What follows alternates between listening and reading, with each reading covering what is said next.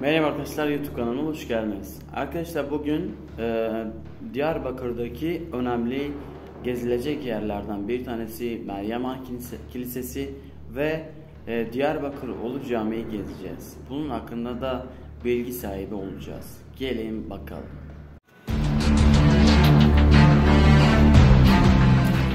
Merhaba arkadaşlar. Bugün Diyarbakır Meryem Ana Kilisesi hakkında biraz bilgi vereceğiz. Ve burayı gezdiğinizde tarihi kalıntılarıyla gerçekten önemli bilgi sahibi olabilirsiniz. Türkiye'nin Diyarbakır şehrinde yer alan tarihi bir kilisedir. Kilise 3. yüzyılın sonlarına ve 4. yüzyılın başlarında tarihlenmektedir. Bu da dünyanın en eski kiliselerinden biri olduğunu gösterir. İlk olarak Hristiyanlığın erken dönemlerinde Patrikhanesi'ne bağlı bir kilise olarak inşa edilmiş, Meryem Ana Kilisesi'nin tarihi süreç içerisinde çeşitli dönemlerde çeşitli onarımlar geçirmiştir. Kilisenin mimarisi sade ve etkileyici bir yapı sahiptir. Meryem Ana Kilisesi'nin tarihi boyunca çeşitli amaçlar için kullanılabilmektedir. Bu kilise zaman içerisinde Süryani, Ortodoks, Katolik ve son olarak Ermeni Kilisesi tarafından kullanılmıştır. Kilise mimari özellikleri ve tarihi önemi nedeniyle ziyaretçilerin ilgisini çekmiştir. Ancak zaman içinde çeşitli onarımlar, değişiklikler nedeniyle orijinal mimari özelliklerin bir kısmı kaybolmuştur.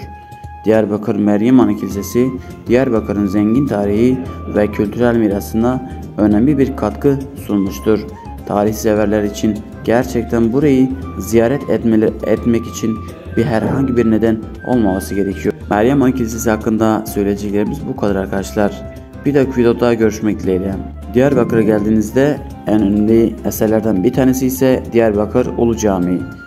Diyarbakır Ulu Camii, Türkiye'nin Diyarbakır şehrinde yer alan tarihi önemli bir camidir.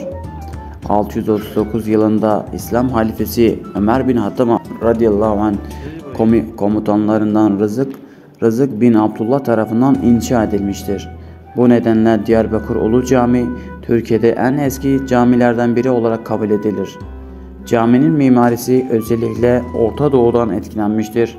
Yapı geleneksel İslam mimarisinin özelliklerini taşımaktadır. Dikdörtgen bir avlu etrafında inşa edilen cami dikkat çekici mimarisi ve geniş iç mekanıyla bilinir. Ulu Cami'nin orijinal yapısı zaman içinde çeşitli onarımlar geçirmiştir. Ancak bu onarımlar caminin tarihi ve mimarisini korumaya yönelik titiz bir çalışmayla gerçekleştirilmiştir.